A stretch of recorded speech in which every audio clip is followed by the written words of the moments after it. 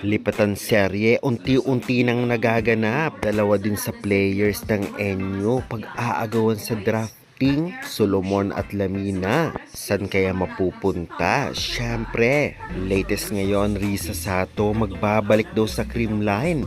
Ano kaya ang dahilan? At bakit kaya siya ang napili? Michael Budin talaga naman nagkomento sa post ng isang netizens about nga sa pa-abs nito at magandang katawan. Ano kaya ang reaction niya? At syempre, halos lahat ng Cleveland players mukhang finalo na nitong si Vanny Gandler. Bakit kaya lumiko pa kung sakali? Lahat na yan natin pag-uusapan this video. Kaya before that guys, please naman, huwag mong kalimutan mag-like, comment, subscribe, and pa-hit the notification bell for more PVL UAAP volleyball updates dito sa Pilipinas. Maraming salamat sa support.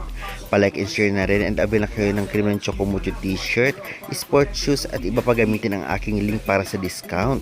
Dahil papalapit na naman ang PVL on tour na mga ganap sa June, ay talaga namang syempre wala pang drafting, ngunit pinag-uusapan na ang dalawa rin sa players ng Enyo na sila Mina at si Solomon, dahil napakalakas talaga nila bilang setter at opposite spiker. Sa tiyak, marami ang nag-aabang at maraming kukuha o magpag-aagaw ng iba't ibang team sa PVL. May rumor na balak kunin ng Capital One itong ngang sila Mina para man sa connection nito kay Belen at syempre sa galing nito sa UAAP.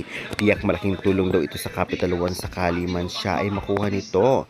Anong sa inyo guys, bagay kay sila Mina sa Capital One? Samantalang isa pa sa pag-aagawan na tiyak tayo, si Alyssa Solomon. Matangkad, magaling sa block at may experience na abroad bilang import. No doubt na tiyak malaki ang pasahod nito at pag-aagawan to sa PBL.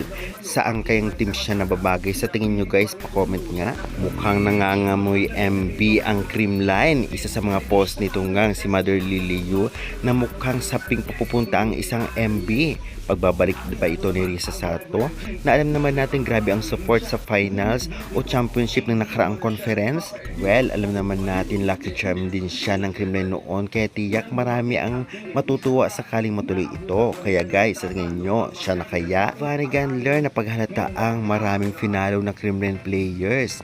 Ayan ang resibo. Ngunit usap-usapan at latest itong talaga namang lumiko daw ng landas at napunta sa ibang team.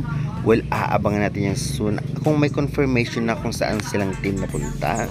Michael Budin, napaka-comment nga sa post ng isang netizens na talagang maganda daw ang katawan niya at may pa-abs, kaya naman syempre talaga naman magcha-champion ang team. Hindi lamang malalakas ang player dito, kundi napaka-pogi daw at maganda ang katawan. Anong sa inyo guys about dito?